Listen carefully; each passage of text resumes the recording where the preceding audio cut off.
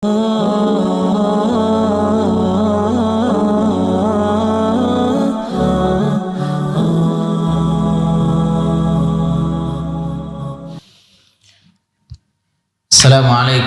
warahmatullahi wabarakatuh. Alhamdulillahilladzi ahyana ba'dama amatana wa ilaihin nusyur. Wassalatu wassalamu ala nabiyyina Muhammadin wa ala alihi wa ashabihi ajma'in, amma ba'du. Bapak Ibu yang kami hormati rahimani wa rahimakumullah, tak bosan-bosannya mari senantiasa kita panjatkan puja dan puji syukur kita kehadirat Allah Subhanahu wa taala. Karena dengan bersyukur Allah Subhanahu wa taala akan mengikat nikmat yang ada, dan Allah Subhanahu wa taala berjanji akan menambahkan nikmat tersebut. Di dalam Al-Qur'an Allah Subhanahu wa taala berfirman, la in syakartum la azidannakum wa la in kafartum inna adzabi lasyadid. Seandainya kalian pandai mensyukuri nikmatku, pandai menggunakan nikmatku di dalam jalan-jalan keridhaanku, maka Allah Subhanahu wa taala berfirman, la azidannakum, aku, kata Allah, pasti akan menambahkan nikmat tersebut atas kalian. Wala in kafartum, dan sebaliknya jika kalian tidak pandai mensyukuri nikmatku, kufur nikmat, maka ketahuilah, kata Allah Subhanahu wa taala, inna adzabi lasyadid, sesungguhnya azabku sangat pedih. Semoga Allah Azza wa Jal menjadikan kita termasuk dan tergolong daripada hamba-hambanya yang pandai mensyukuri nikmat dan karunia-Nya. Amin ya rabbal alamin. Kemudian salawat serta salam tak lupa kita haturkan kepada uswah hasanah kita, suri tauladan kita, Nabi besar Muhammad sallallahu alaihi wasallam beserta keluarga, sahabat dan seluruh pengikutnya yang setia hingga yaumil qiyamah. Bapak Ibu yang kami hormati rahimani wa rahimakumullah, pada pertemuan yang lalu alhamdulillah kita telah bersama-sama mempelajari muqaddimah dari surat yang pertama di dalam Al-Qur'an. Surat yang pertama di dalam Al-Qur'an adalah surat apa, Bapak Ibu sekalian? Al-Fatihah. Kami sebutkan pada pertemuan yang lalu beberapa hal, beberapa poin yang berkaitan dengan surah Al-Fatihah. Yang pertama adalah penamaan surat. Kita sebutkan kalau tidak salah sekitar 12 nama lain dari surah Al-Fatihah. Di antara namanya adalah As-Salah, kemudian juga Alhamdu, Fatihatul Kitab, Ummul Quran, Ummul Kitab, As-Sab'ul Mathani, Al-Quranul Azim, As-Shifa, Ar-Ruqyah, dan lain sebagainya. Kemudian juga kita sebutkan pada pertemuan yang lalu proses turunnya surah Al-Fatihah. Ada 4 pendapat di kalangan ulama ahlil Quran atau ulama tafsir. Yang pertama, mereka mengatakan bahwa surah Al-Fatihah itu diturunkan di kota Mekah. Apa alasannya? Karena di dalam Al-Quran disebutkan surah Al-Hijr ayat ke-87. Walaqad atainaka sab'an minal mathani wal Qur'anal azim. Sungguh aku telah memberikan kepadamu wahai Muhammad 7 ayat yang selalu diulang-ulang, yaitu surah Al-Fatihah. Dan surah Al-Hijr ini, Bapak Ibu sekalian, diturunkan di Mekah. Artinya surah Al-Hijr itu adalah surah Makkiyah. Itulah mengapa surah Al-Fatihah itu termasuk daripada surah Makkiyah, yaitu yang diturunkan sebelum hijrahnya Nabi Muhammad sallallahu alaihi wasallam ke kota Madinah. Alasan yang kedua, salat itu diwajibkan di Madinah atau di Mekah, Pak? Salat diwajibkan di Mekah.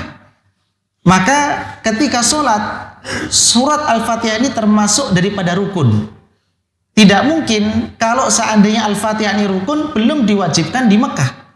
Artinya surah Al-Fatihah termasuk daripada surah Makkiyah. Kemudian pendapat yang kedua kami sampaikan pada pertemuan yang lalu bahwa surah Al-Fatihah ini diturunkan di kota Madinah. Apa dalilnya? Dalilnya adalah sabda Nabi Muhammad sallallahu alaihi wasallam, "Inna iblis ranna hina unzilat Fatihatul Kitab wa unzilat bil Madinah." Iblis telinganya berdengung ketika turun surah Al-Fatihah. Dan surah Al-Fatihah ini diturunkan di kota Madinah. Di dalam sebuah hadis. Kemudian pendapat yang ketiga, para ulama mengatakan Al-Fatihah diturunkan 2 kali. Yang pertama di Mekah, yang kedua di Madinah. Menggabungkan 2 dalil yang sama-sama kuat. Pendapat yang ketiga, 2 dalil tadi digabungkan. Dan pendapat yang keempat sama. Menggabungkan antara 2 dalil yang sama-sama kuat. Kemudian mereka mengeluarkan pendapat separuhnya di Mekah, separuhnya di mana? Di Madinah. Kira-kira mana Pak yang lebih kuat? Di Mekah, Madinah, atau dua-duanya, atau separuh di Mekah, separuh di Madinah? Wallahu ta'ala a'lam bisawab. Yang jelas surah ini sudah dibaca ketika kaum muslimin diwajibkan sholat. Dan sholat itu diwajibkan sejak di mana? Di Mekah. Kemudian Bapak Ibu sekalian, berapa jumlah ayat dari surah Al-Fatihah? Para ulama sepakat jumlah ayatnya berapa? 7. Hanya saja mereka berbeda pendapat tentang ayat Bismillahirrahmanirrahim. Kira-kira Bismillah itu termasuk dari yang 7 atau tidak termasuk? Ini yang menjadi perdebatan kuat di antara para ulama rahimahumullahu ta'ala. Sebagian ada yang mengatakan Bismillahirrahmanirrahim termasuk dari surah Al-Fatihah. Sebagian mengatakan Bismillahirrahmanirrahim tidak termasuk dari surah Al-Fatihah. Akan tetapi kita akan dapati Bapak Ibu sekalian, di dalam mushaf itu termaktub Bismillahirrahmanirrahim. Kalau di mushaf kita ayat nomor berapa Pak? Di mushaf yang kita baca, pernah lihat? Baik, Bismillahirrahmanirrahim ayat keberapa? Ayat ke-1, karena Indonesia itu penganut madhab Syafi'iyah. Penganut madhab Imam Syafi'i. Begitu juga di Arab Saudi. Bismillahirrahmanirrahim tertulis angka 1. Artinya ayat pertama adalah Bismillahirrahmanirrahim. Karena di Arab Saudi menganut madhab Hambali, yaitu Imam Ahmad bin Hambal rahimahumallahu ta'ala. Imam Syafi'i dan Imam Ahmad sepakat bahwa Bismillahirrahmanirrahim termasuk daripada surah Al-Fatihah. Baik, kalau ayat pertama Bismillahirrahmanirrahim, berarti ayat yang kedua apa Pak? Alhamdulillahirabbil alamin.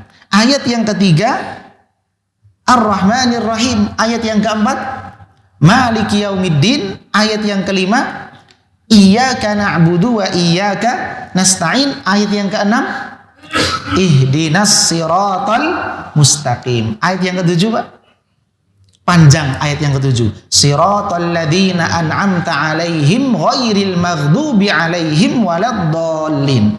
Baik, di sini Bapak Ibu sekalian, bagi penganut madhab Syafi'i dan madhab Hambali, maka seorang imam ketika membaca Al-Fatihah lebih utama tidak wakaf pada ayat siratal ladzina an'amta 'alaihim, tetapi dilanjutkan siratal ladzina an'amta 'alaihim ghairil maghdubi 'alaihim waladdallin, karena ini termasuk satu kesatuan, yaitu satu ayat. Sampai sini bisa difahami insyaallah. Baik. Kemudian Bapak Ibu sekalian yang dirahmati Allah, apa kandungan dari surah Al-Fatihah? Kita sebutkan pada pertemuan yang lalu bahwa surah Al-Fatihah itu terdapat 3 kandungan di dalamnya.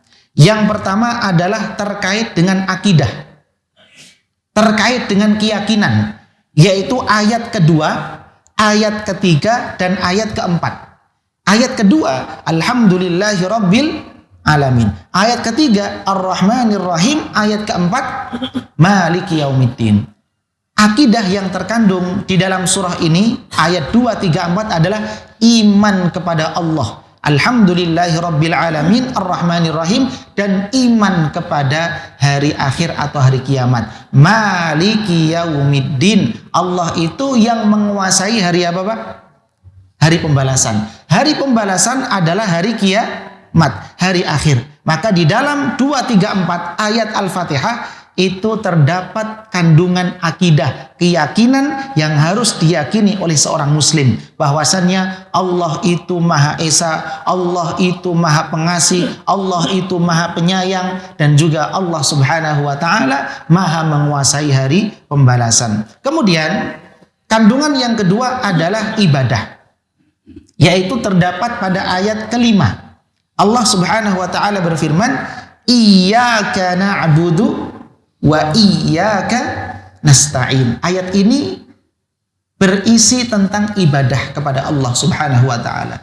Hanya kepadamu kami beribadah, hanya kepadamu kami meminta pertolongan. Dan yang terakhir, kandungan dari surah Al-Fatihah adalah terkait dengan agama dan sistem kehidupan manusia, yaitu pada ayat ke-6 dan terakhir ke-7.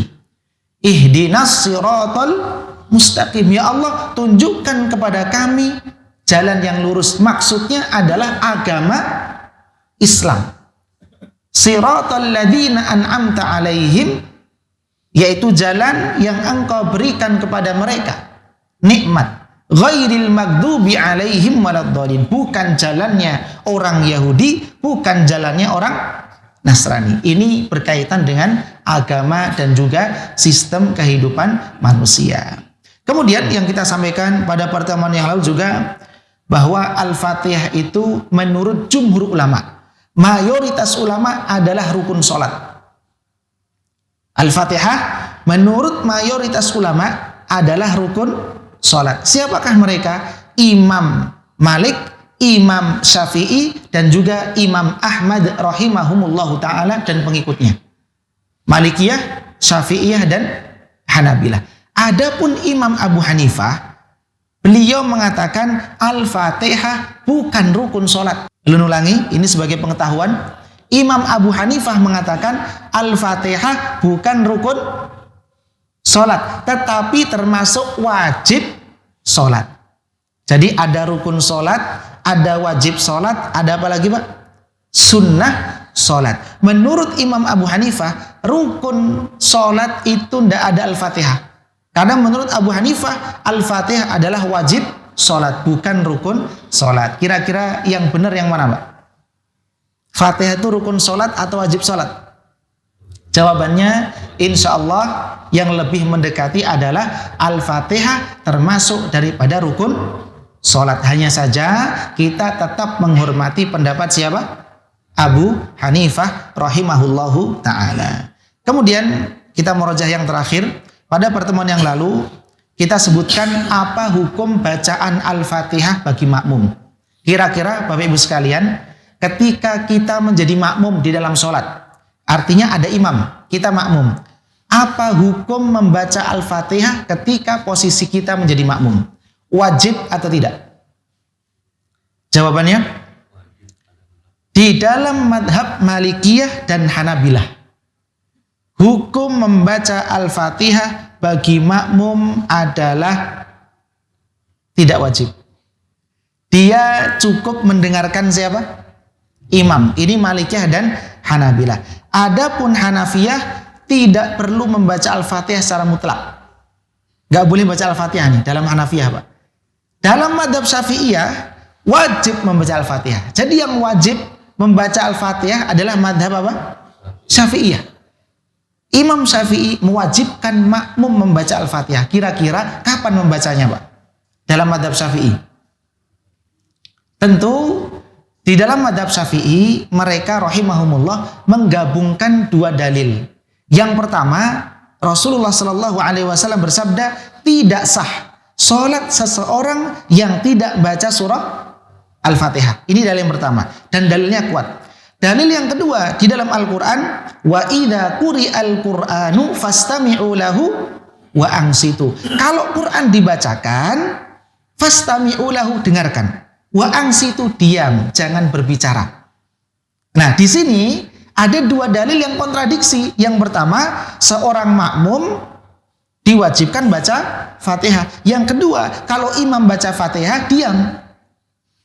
Jangan seorang makmum baca. Maka jawabannya, di dalam mazhab Syafi'i, meskipun mereka mewajibkan, maka letaknya adalah setelah imam membaca surah Al-Fatihah. Misalnya imam membaca sampai waladhdallin, amin. Nah, disitulah makmum mulai membaca apa, Pak?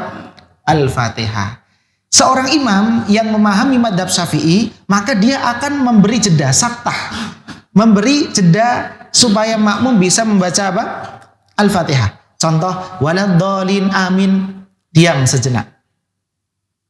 Kemudian baru membaca surah pendek, Bismillahirrahmanirrahim, dan seterusnya. Kenapa? Karena dia memahami bahwa di dalam mazhab Syafi'i seorang makmum wajib membaca apa? Al-Fatihah. Jadi yang tidak mewajibkan mazhab apa tadi, Pak? Malikiyah dan Hanabilah. Silahkan ya, mau dibaca silahkan, tidak dibaca juga tidak ada masalah. Kalau Abu Hanifah, beliau lebih tegas lagi, tidak perlu membaca apa? Al-Fatihah mutlak. Mau sholatnya jahriyah, mau sholatnya sirriyah. Kalau mazhab Maliki dan Hanabilah itu masih merinci. Kalau jahriyah dengarkan, kalau sirriyah silahkan mau membaca Al-Fatihah. Karena tidak mendengarkan bacaan siapa? Imam. Wallahu ta'ala alam bishawab. Ulun pribadi lebih condong mengambil yang hati-hati, Pak. Kira-kira yang lebih hati-hati yang mana, Pak? Baca. Ya, tetapi kalau pian meyakini pendapat yang pertama, Malikiyah dan Hanabilah, tidak ada masalah. Karena ini insya Allah ranahnya ijtihadiyah, fiqhiyah, furu'iyah. Kemudian, Bapak Ibu sekalian, pada pagi hari ini kita akan mulai masuk pada ayat yang pertama, yaitu Bismillahirrahmanirrahim. Para ulama, yaitu ulama ahlil Quran dari Mekah dan Kufah, mereka mengatakan bahwa basmalah, yaitu Bismillahirrahmanirrahim, termasuk bagian dari surah Al-Fatihah dan semua surat di dalam Al-Quran, Pak. Jadi kalau ulama ahli Mekah dan juga dari Kufah, mereka mengatakan Bismillahirrahmanirrahim itu ayat pertama dari semua surat yang ada di dalam Al-Quran, bukan hanya Al-Fatihah. Nanti kalau kita dapati Bismillahirrahmanirrahim ayat pertama, Qul a'udzu birabbin nas ayat kedua. Maka disinilah letak problem penentuan jumlah ayat di dalam Al-Quran. Tidak ada kata sepakat berapa jumlah ayat di dalam Al-Quran. Kira-kira berapa, Pak, jumlah ayat di dalam Al-Quran? Ada yang mengatakan 6.666. Ada yang mengatakan kurang dari itu. Di mana titik permasalahannya? Titik permasalahannya adalah pada apakah Bismillahirrahmanirrahim termasuk ayat bagian dari setiap surat ataukah hanya ayat pemisah. Kalau hanya ayat pemisah berarti Al-Fatihah tidak ada Bismillah. Qul a'udzu birabbin nas tidak ada apa? Bismillah. Karena hanya pemisah. Tidak termasuk bagian dari surat Al-Quran. Akan tetapi tertulis di dalam Al-Quran sebagai ayat apa, Pak? Pemisah antara satu surat dengan surat yang lainnya. Kemudian ulama ahli Quran dari Madinah dan Basrah. Jadi terkenal ya, Pak, ada dua kota. Ada Kufah, ada apa lagi? Basrah. Ulama ahli Al-Quran dari Madinah dan Basrah, mereka mengatakan Bismillahirrahmanirrahim bukan bagian dari surah Al-Fatihah dan juga bukan bagian dari surat yang lainnya. Jadi kalau tertulis Bismillahirrahmanirrahim, maka Bismillahirrahmanirrahim itu bukan bagian dari surat setelahnya. Tidak termaktub ayat nomor 1. Tidak ada nomor ayatnya. Ini pendapat ulama ahli Quran Madinah dan Basrah. Kira-kira mana, Pak, yang lebih kuat? Bismillah ini termasuk ayat pemisah atau bagian dari setiap surat?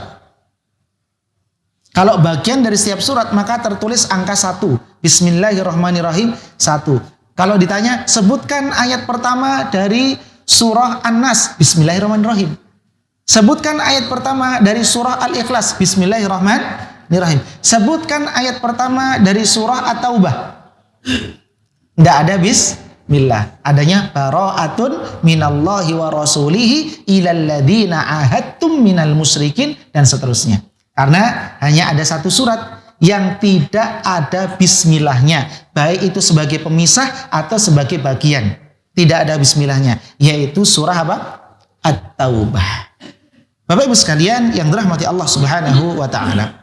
Siapa yang pertama kali menggunakan lafaz bismillahirrahmanirrahim? Siapa, Pak?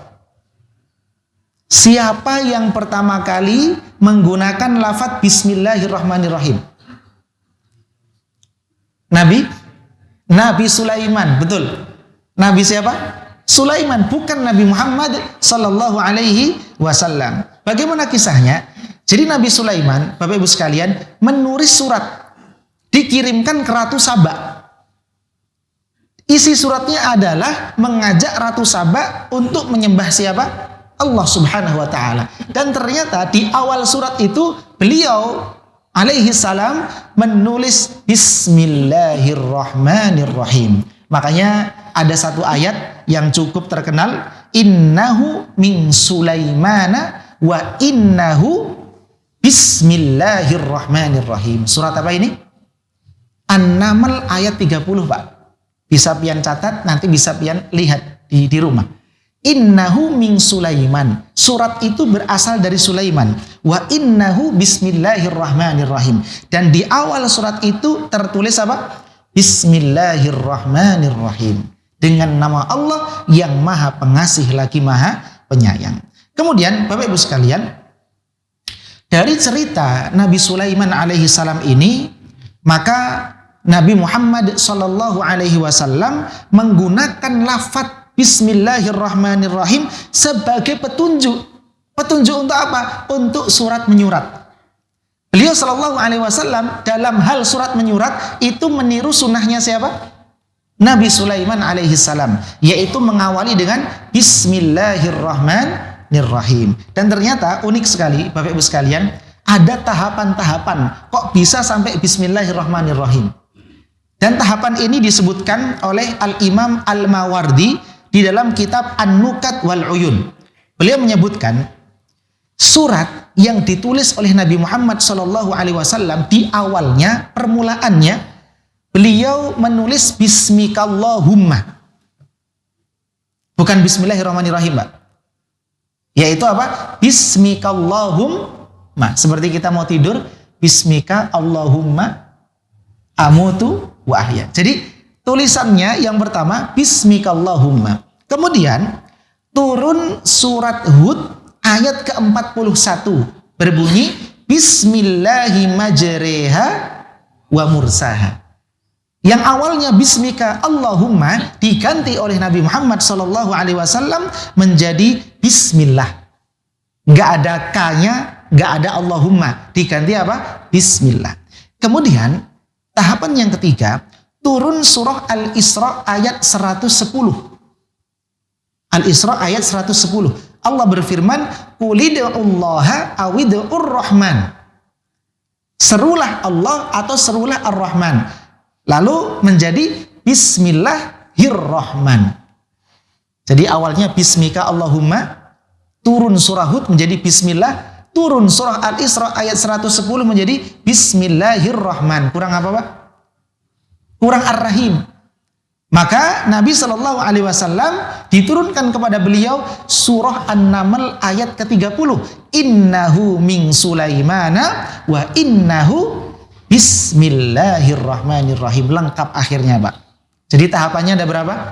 Ada 4. Bismika Allahumma, yang kedua bismillah, yang ketiga bismillahirrahmani, dan yang keempat lengkap menjadi bismillahirrahmanirrahim. Bisa difahami insyaallah? Baik, kemudian Bapak Ibu sekalian, apa maksud dari bismillah? Kita sering mengucapkan bismillah, bismillah, bismillah. Apa maksud dari ucapan kita bismillah? Kalau kita lihat di terjemahan Al-Quran, artinya apa, Pak? Bismillah. Dengan menyebut nama Allah. Ternyata para ulama rahimahumullah, mereka membahas dengan detail masalah ini. Apa makna bismillah? Makna yang pertama, kata para ulama ahli Al-Quran, maknanya adalah perintah. Bagaimana bunyinya? Ibda'u bismillah. Mulailah dengan nama Allah. Jadi bismillah itu artinya apa? Mulailah dengan nama Allah. Ketika kita mau keluar rumah, bismillahi tawakkaltu 'alallah. Mulailah dengan nama Allah. Pak, kalau kita mengucapkan doa ini, bismillahi tawakkaltu 'alallah, Allah akan menjaga kita. Yang semulanya mau maksiat gak jadi. Yang semulanya mau kecelakaan gak jadi. Yang semulanya gak dapat rezeki, dapat rezeki. Bismillahi tawakkaltu 'alallah. La haula wala quwata illa billah. Ibda'u bismillah. Mulailah dengan apa? Dengan nama Allah. Artinya perintah. Kemudian yang kedua, bismillah itu maknanya adalah berita. Artinya ketika kita mengucapkan bismillah, maknanya bukan perintah. Maknanya adalah aku memulai pekerjaan ini dengan apa? Nama Allah. Dengan bismillah. Dan yang terakhir, makna bismillah adalah sumpah.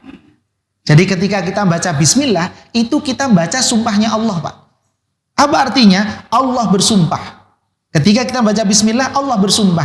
Wahai hambaku, aku bersumpah bahwa yang aku ucapkan ini, yang aku firmankan ini, yang aku katakan ini adalah kebenaran. Jadi yang diucapkan oleh Allah, yang dikatakan oleh Allah, yang difirmankan oleh Allah adalah apa? Kebenaran. Maka di setiap surat ada bismillahirrahmanirrahim, karena yang diucapkan oleh Allah isinya adalah kebenaran. Kecuali satu surat apa tadi, Pak? At-Taubah tidak dimulai dengan bismillahirrahmanirrahim. Sampai sini bisa difahami insyaallah, Pak? Baik.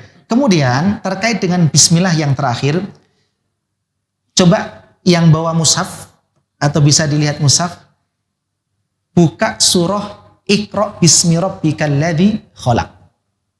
Ada yang unik di situ, Pak. Ada yang bawa Al-Qur'an, bisa dibuka atau pakai HP juga bisa. Iqra bismi rabbikal ladzi khalaq. Ada yang buka? Baik. Coba fokus pada kata bismi. Fokus pada kata apa? Bismi. Tulisannya gimana, Pak? Ba. Ada apanya? Ba, kemudian ada alif. Kemudian sin, kemudian apa? Mim. Coba ke atas sedikit, ada bismillahirrahmanirrahim? Ada. Bismi sama bismi. Yang bismillahirrahmanirrahim gak ada alifnya. Betul gak, Mas? Setelah ba, bismillahirrahmanirrahim gak ada apa? Alif. Ba, sin, kemudian apa? Mim, bismillahi, tidak ada alif setelah ba. Tapi kenapa ketika kita membaca Iqra bismi rabbikal ladzi khalaq, setelah ba ada alif? Bismillah nggak ada alif setelah ba. Bismi rabbika ada alif setelah ba. Kira-kira yang salah yang mana, Pak? Yang bismillah atau yang bismi rabbika? Atau kita yang salah? Nah, ini penting, Pak, ya, karena ini ada kaitannya dengan rosem. Rosem itu cara menulis Al-Quran. Gak mesti orang yang bisa kaidah bahasa Arab itu bisa nulis Quran, Pak. Kenapa? Karena Quran ini penulisannya tauqifi. Tidak boleh pakai kaidah rumus bahasa Arab yang ada. Itu hafalan dan tauqifi. Maka kalau seharusnya bismillah itu harusnya ada alif, Pak. Karena bi artinya dengan, ismun artinya nama. Harusnya ada apa? Alif. Kenapa alifnya dibuang? Karena ketika Jibril mengucapkan Al-Quran, disampaikan kepada Nabi Muhammad SAW, Nabi SAW mendengar. Dan Nabi SAW adalah orang yang gak bisa nulis dan gak bisa apa? Baca, hafal beliau SAW. Kemudian beliau SAW setiap turun Al-Quran, dan itu bertahap, disampaikan kepada sebagian sahabat, diantaranya yang paling sering dipanggil Nabi adalah Zaid bin Thabit, yaitu katibul wahyi, yang nulis wahyunya siapa? Nabi Muhammad SAW. Ada beberapa sahabat yang menulis wahyu Nabi, tetapi yang paling sering ini sahabat Zaid bin siapa, Pak? Bin Thabit. Dan Nabi SAW ketika memanggil Zaid bin Thabit, Nabi mengatakan uktub, catat. Ketika dicatat Zaid bin Thabit, betul, seakan-akan itu adalah hasil ijtihadnya Zaid bin Thabit. Tetapi ternyata setelah ditulis oleh Zaid bin Thabit, sebelum disebarkan kepada sahabat yang lainnya, Zaid bin Thabit memperlihatkan itu kepada Nabi Muhammad Sallallahu Alaihi Wasallam. Memang Nabi tidak bisa baca, Pak, tidak bisa baca. Tapi minimal udah diperlihatkan kepada siapa? Nabi Muhammad SAW. Kalau salah pasti ditegur oleh Allah. Pasti ditegur oleh siapa? Allah. Ternyata aman-aman saja, tidak ada teguran, dan bismi di situ tidak ada alifnya. Tapi Iqra bismi rabbikal ladzi khalaq ada alifnya. Nanti pian bisa cek ya di rumah. Iqra bismi rabbikal ladzi khalaq ada alifnya. Bismillahirrahmanirrahim setelah ba tidak ada alifnya. Artinya penulisan Al-Quran atau yang dinamakan dengan rasm itu tauqifi, bukan ijtihadi. Memang dari sananya seperti itu. Tidak boleh kita menggunakan akal kita di dalam menulis apa? Al-Quranul Karim. Bisa difahami insyaallah? Baik. Kemudian Bapak Ibu sekalian yang dirahmati Allah Subhanahu wa taala, yang selanjutnya adalah lafadz Allah. Lafadz apa? Allah. Bismi sudah kita bahas. Selanjutnya adalah lafadz Allah. Ternyata Bapak Ibu sekalian, ahli bahasa Arab itu berbeda pendapat. Allah itu termasuk isim jamid atau isim mustaq. Apa arti isim jamid? Isim jamid artinya kata yang asli dan bukan bentukan dari kata dasar. Contoh masjid. Masjid artinya apa, Pak? Masjid artinya ya masjid. Atau bisa juga tempat sujud.